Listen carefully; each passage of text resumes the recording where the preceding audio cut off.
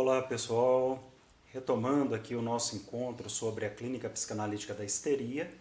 No nosso encontro passado nós tivemos a oportunidade de falar um pouco sobre alguns desdobramentos históricos, falamos sobre algumas noções conceituais em torno da histeria e hoje, no nosso encontro, nós vamos dando continuidade aos desdobramentos desse nosso encontro, retomando a ideia central, por exemplo, sobre a angústia fantasística, né? Pensando um pouco na ideia de que essa tensão, a pulsão, quando ela é fantasiada, ela se integra praticamente ali na cena das fantasias, e é isso que vai nos permitindo realmente, talvez, algumas reflexões em torno do tema da histeria. Por exemplo, né, pensando um pouco quando Freud resolve abandonar a teoria do trauma real como origem da histeria, a ideia da sexualidade infantil praticamente como esse foco inconsciente dos nossos sofrimentos, da nossa angústia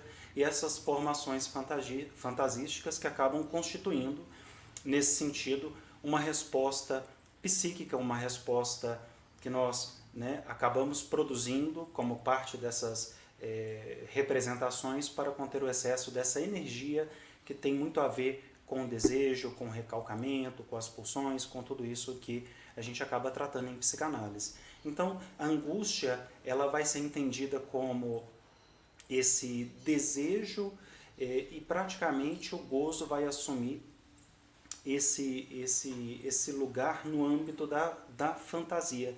Então, a vida sexual do histérico, em termos psicanalíticos, ela é um paradoxo, né? Por que ela é um paradoxo? Porque realmente ela é a expressão dolorosa de uma fantasia inconsciente. Então, a angústia da fantasia, ela acaba se transformando num estado perturbado da vida sexual do histérico e num estado de sofrimento devido praticamente uma erotização geral também do corpo. Então me permitam novamente, eu quero compartilhar aqui um pouco desses nossos personagens que acabaram dando espaço ao estudo da histeria, o caso da própria Ana ou a Berta, né?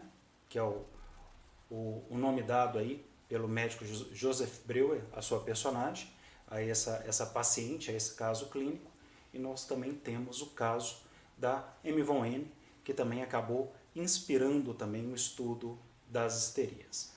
Bom, muito bem. Seguimos então com essa ideia de que a vida sexual do histérico realmente é um paradoxo, né? Mas o principal é recordar, talvez, a partir desse nosso encontro, algumas falas que o Freud traz para nos ajudar a melhor compreender a histeria. Freud vai dizer que ele toma por histérica, sem hesitação, qualquer pessoa, em qualquer oportunidade de excitação sexual, que qualquer excitação sexual provoque nela nojo, que essa pessoa apresente ou não sintomas somáticos. A gente fale ou não de uma histeria de conversão. Então, nesse sentido, Freud vai dizer, talvez essa ideia do nojo tem muito a ver com essa ideia do repúdio, né? da proibição, da não permissão, essa coisa da castração. Mas ele também vai acrescentar que o enigma contraditório suscitado pela histeria, ele é o par de opostos constituído por uma necessidade sexual excessiva e uma rejeição exagerada da sexualidade. Então a gente fala praticamente desse par de opostos, né? por essa dupla, né? Que é uma necessidade sexual excessiva, e a gente está falando muito daquilo que é da ordem do desejo, daquilo que é da ordem, né, das nossas fantasias, e praticamente uma rejeição, uma proibição, uma inibição. Então, nesse sentido, a própria histeria ela vai trazer para a gente alguns outros entendimentos. Por exemplo, sempre que eu penso na histeria, eu acabo também associando a ideia das conversões, porque afinal de contas falar dos casos clínicos das histéricas, né, que deram origem ao estudo das histerias e que fundaram de modo tão importante a psicanálise, acabam remetendo essa ideia dos personagens ou desses casos clínicos com paralisia, né, com afonia, que é o distúrbio da voz, e outros tantos sintomas conversivos, dores e por aí vai. A conversão, na perspectiva, ela não resolve a dificuldade principal que causa a histeria. Se assim fosse, sempre que um sintoma histérico ele é convertido para o aparelho biológico, né, sempre que eu manifesto isso fisicamente falando, a saber, isso resolveria o problema da histeria. E não é assim. O encerramento do excesso de carga energética num elemento isolado e desvinculado do conjunto, seja esse conjunto uma representação psíquica e desvinculado do conjunto, seja essa elemento, uma representação psíquica, uma zona corporal conversiva, não importa. Eu acho que a gente precisa entender que não é a conversão que realmente resolve essa questão que é profunda, que tem a ver com as proibições, com o recalcamento, mas tem muito a ver com a nossa possibilidade de reduzir, né, essa carga pulsional, essas moções pulsionais, essa carga energética. E aí volta aquela pergunta que eu acabei compartilhando no nosso último encontro, que é para onde realmente, né, foram as nossas Anas, as nossas Doras, porque realmente foi graças a elas que o Freud, através dessa escuta, da própria psicanálise, da escuta psicanalítica, descobriu uma modalidade inteiramente nova da relação humana. O que acontece nessa perspectiva é que a histeria realmente deu origem à psicanálise, marcou o início ali da teoria psicanalítica, né? A teoria psicanalítica, inclusive, é a que nós conhecemos hoje, e também a nossa maneira de pensar, a maneira que todos nós psicanalistas trabalhamos, como que nós compreendemos a clínica das neuroses ou a clínica da histeria, né? Ela acaba preservando um pensamento e uma técnica que está intimamente ligada ao tratamento do sofrimento histérico. Bom, além disso, a psicanálise e a histeria, o que a gente não pode realmente descartar em momento algum, elas continuam indissociáveis, né? Ou seja, a gente olha para essa terapêutica analítica, a gente percebe que realmente ela é totalmente regida por um princípio fundamental. Qual que seria esse princípio? Tratar e curar a histeria, né? Acaba sendo um desafio porque é preciso, de alguma forma, criar artificialmente outra histeria. E aqui a gente vai começar a entrar o quanto a clínica psicanalítica, através dessas relações transferenciais que se vão construindo dentro do setting analítico, dentro da clínica, permitem essas revivências, né, do nosso paciente, do nosso analisando, e a partir dessas revivências, dessas narrativas, dessas lembranças, dessas histórias pregressas, é possível que ele vá ressignificando isso e de alguma forma, que esses sintomas histéricos ou esses sintomas conversivos, eles acabem cedendo. Então, o tratamento analítico de qualquer neurose não é outra coisa senão a instauração artificial de uma neurose de histeria e sua resolução final. O que nós podemos então inferir é que, ao término da análise, essa neurose artificial, né, esse ambiente que se cria, isso que se proporciona através da própria clínica psicanalítica, que está ali integralmente criado entre o paciente, o seu psicanalista, o seu analista, a gente percebe que exatamente ao término dessa análise que de repente a gente pode falar numa superação. De repente a gente pode falar talvez em algo análogo à cura da histeria ou dos sintomas histéricos. É a partir dali que nós conseguimos resolver essas neuroses iniciais ou primárias que deram início, por exemplo, a essa própria demanda da análise. Bom, eu acho que com isso eu consigo, de alguma forma, né, trazer alguns elementos para que a gente possa continuar pensando os desdobramentos da clínica da histeria, entender a histeria dentro da clínica psicanalítica ou dentro da teoria psicanalítica, mas vamos nos permitir, então, a partir desse desdobramento, outras tantas reflexões que me parecem fazer muito sentido para o nosso encontro de hoje e para a gente já ir caminhando para encerrar esse nosso ciclo, esse primeiro ciclo de encontros sobre o estudo da histeria. As histéricas de antes, as histéricas de outrora, elas até caíram de moda, né? O sofrimento que a gente, de alguma forma, leu, estudou, teve a oportunidade de tomar conhecimento, talvez já não sejam os mesmos de hoje.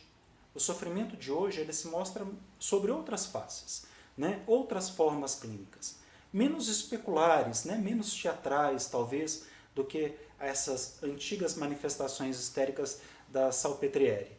O histérico, ali do final do século XIX, o histérico moderno, eles vivem cada qual à sua maneira, né? Eles são resultados do contexto, da sua própria época, né? De alguma forma, representando um sofrimento diferente, mas a explicação que a psicanálise propõe, o que a psicanálise realmente acaba oferecendo para poder dar conta desses sofrimentos essencialmente, gente, eu acho que não variou, né?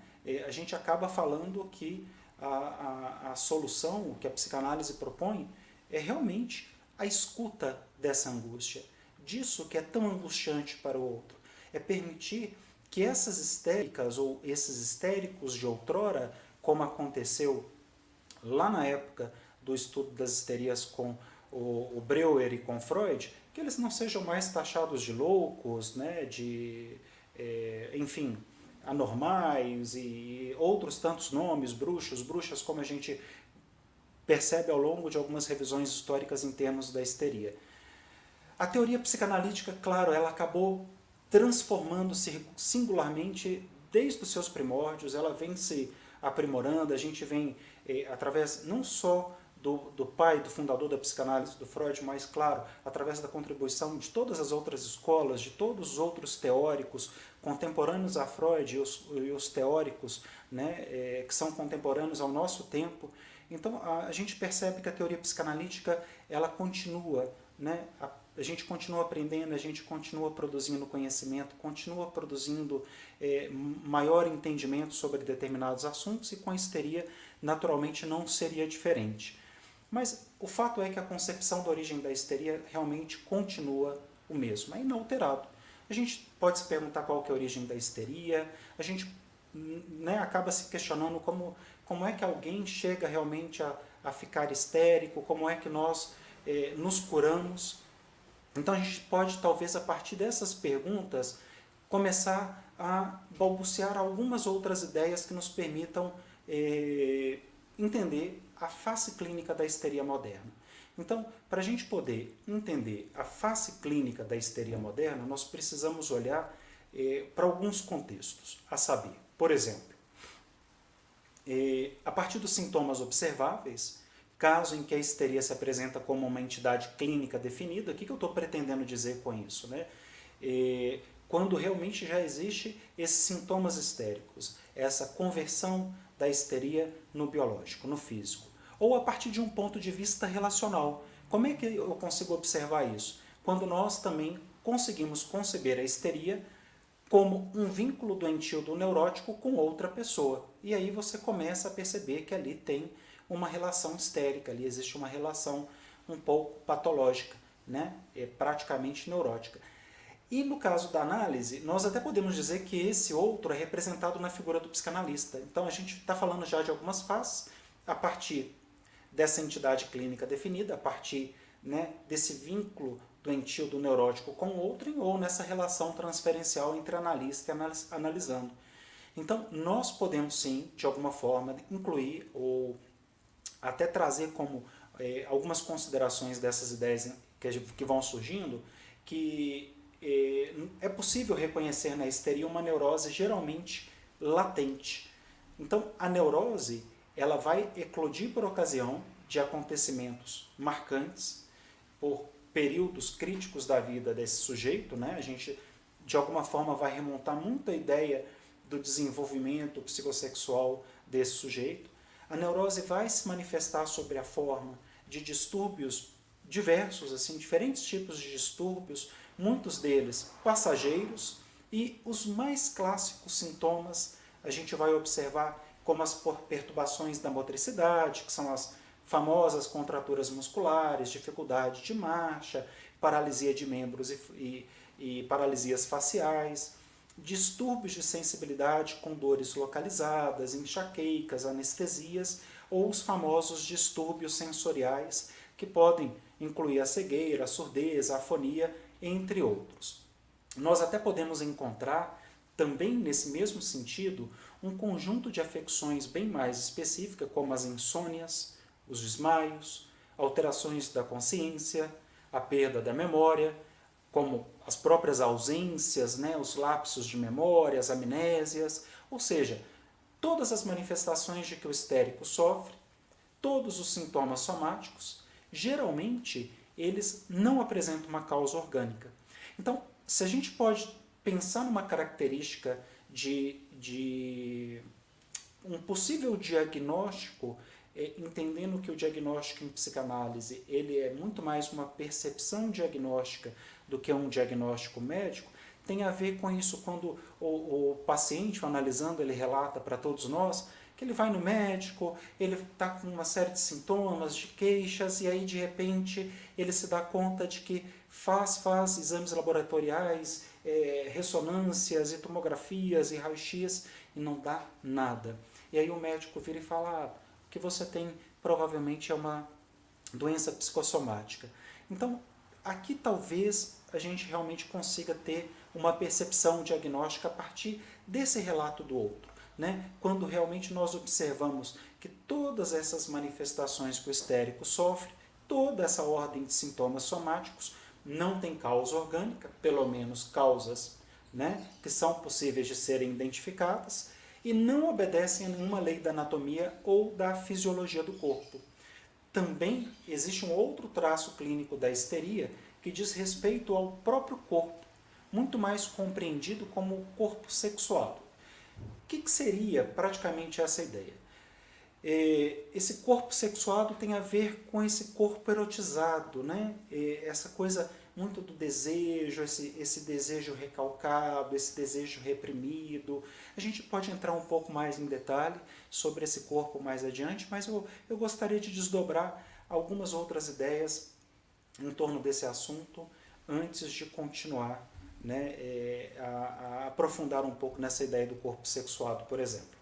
Bom, pessoal, sempre tenho comentado, né, aproveitem aí para deixar as dúvidas, os comentários de vocês. No final eu vou aproveitar para interagir, tirar a dúvida de quem estiver participando, presente com a gente aqui ao vivo online, né? E também não deixem de aproveitar para se inscrever aqui no canal, no nosso canal do YouTube, ativar o sininho aí para receber as notificações de novos envios, novas transmissões, enfim, participem, viu? E vamos então seguir o nosso desdobramento a partir dessas construções do diagnóstico, né? A escuta psicanalítica, o que ela permitiu a esses personagens, como o caso da Ana O e da Dora, né? Ela permitiu construir sua concepção da histeria não somente através do ensino teórico, né? Não só através da própria teoria psicanalítica, mas a partir da própria clínica, dessas relações transferenciais. Todos os nossos pacientes em análise, eles vão atravessar, de qualquer forma, é inevitável, uma fase de esterização. E quem vai falar isso para a gente é o Nasio. Ele vai dizer o seguinte, que esse momento é quando se instala a neurose de transferência com o analista. É quando, né, o paciente, de alguma forma, começa a repetir esses sintomas, essa história, um pouco disso nessa relação transferencial com o analista. Então nós podemos citar sim 3 estados ou 3 posições permanentes e duradouras do eu histérico, né? Além da multiplicidade dos acontecimentos que acabam dando lugar no curso da análise, como as palavras afetos, silêncios, nós podemos também citar 3 estados da histeria na análise, né? Um dos estados seria esse eu insatisfeito. O que seria um eu insatisfeito? Tem muito mais a ver com o estado passivo, esse estado em que o eu está constantemente à espera de receber do outro não apenas a satisfação, mas a não resposta que frustra. Porque quando eu estou nesse lugar de queixa, eu também não quero uma resposta que frustre a minha queixa, né, a constante insatisfação de que se queixa o neurótico. Então a gente tem, né, aí praticamente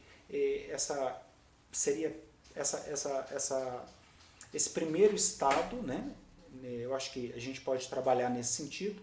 Nós podemos também sinalizar a ideia de um eu estericizante, e esses desdobramentos também nascem a partir de um trabalho do Nasio. Ele diz que esse eu estericizante tem muito a ver com esse estado ativo, em que o eu transforma a realidade concreta do espaço analítico numa realidade fantasística de conteúdo erótico e sexual. No momento que o paciente, analisando, ele realmente traz um pouco desses desejos infantis, né, dessa coisa da sensualidade, da erotização, né, para o ambiente clínico, para o setting analítico e nessa relação com o analista. A gente pode falar um pouco mais, desdobrar um pouco mais essas ideias, mas eu gostaria de deixar isso talvez para um outro momento, para que a gente possa aprofundar melhor um pouco isso. E um grande abraço, pessoal!